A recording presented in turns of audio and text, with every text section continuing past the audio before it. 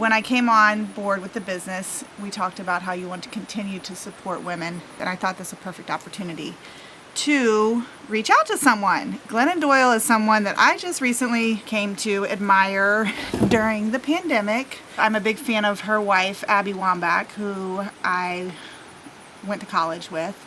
Kind of part of the reason I chose to go to the University of Florida was because of the success of the women's soccer program there and wanting to pursue sports medicine.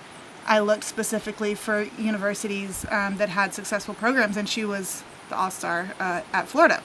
Anyway, I follow Abby on her social medias, and one night I'm scrolling through Instagram, can't sleep, stuck in the house all day, every day with the kids, not sure when I was going to work again, just feeling really lost or something, stressed. And this woman, Glennon, is on chatting or talking, reading a chapter from her book, I think. I really loved what she was talking about. I mean, she was just really speaking to people that were feeling all the feelings of the initial quarantine situation. And she even was giving me permission to let my kids watch TV all day long and not feel like a bad mom. And I just felt like, oh, she just gets me. This woman is every day saying stuff that really resonates with me. And so eventually, I think I mentioned her to you and asked you to get me her book for my birthday. So you did, and I just devoured it. And thank you so much for turning me on to her and giving me that book. And I read the book, yes. So the opening chapter in the book, or the prologue, is the story of Tabitha, the cheetah, who was sort of trained by a Labrador, and this realization that Glennon and her daughter had watching the whole unfolding of the cheetah, being trained to chase the dirty pink bunny and then get let out into her open, and she could sense that she was made for some other life. I just could empathize with it. I didn't necessarily feel it, and that I don't feel that I haven't been able to live my true wild self, but that's all thanks to you. And so Glennon goes on to talk about how she's intentionally raising her daughters as a feminist, and I feel like I'm so lucky that you did that with us. The cheetah story was good. Thanks for sharing that with me. I definitely felt like the in the cage and burst out of the cage and back into the cage and then burst out again. It's definitely, I came in that second wave of feminism, is when I was just a little kid, I wasn't able to do what I wanted to do. So I was trying to burst through the seams then, but kind of went back into the cage until, when was it?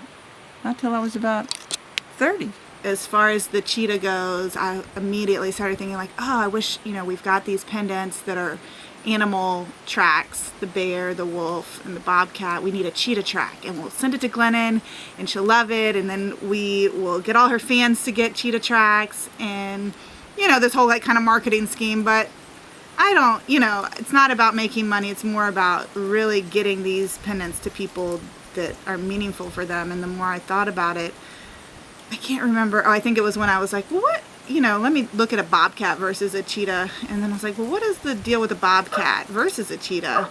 And when I started reading about a bobcat, I was like, oh, I'm a bobcat because I'm wild and free and independent and a little weird with my no tail.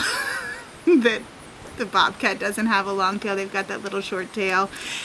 But I feel wonderful about it. And that's, in part, I think, because I had a mom that was a cheetah. Being tamed to be a certain way, and you got married and had 3 kids, much like Glennon.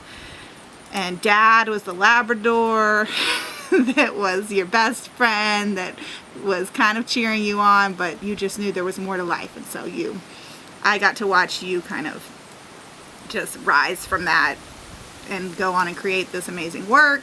Throughout my whole life, it's just been a constant source of inspiration to me. Yeah, there's a word for where you take the piece and you rub it. A talisman. Talisman or amulet? Amulet, yeah. Those are words where you use it to, And I think that's what Glennon does with her Mary. I think I either watched her talk about that or I read something where somebody asked her, can you tell us about your pendant or your necklace? And she talked about Mary and how she has, I think it got her through some of her harder, darker times. So the word feminist isn't one that I intentionally use to, describe myself, but certainly I feel that I was raised by a feminist, and so just because of that, I am a feminist in a lot of ways, and definitely am all about empowering women. It's good to hear you say that now you can appreciate the feminist in me. I don't think either you or your sister or brother, anybody used that word. The piece that really,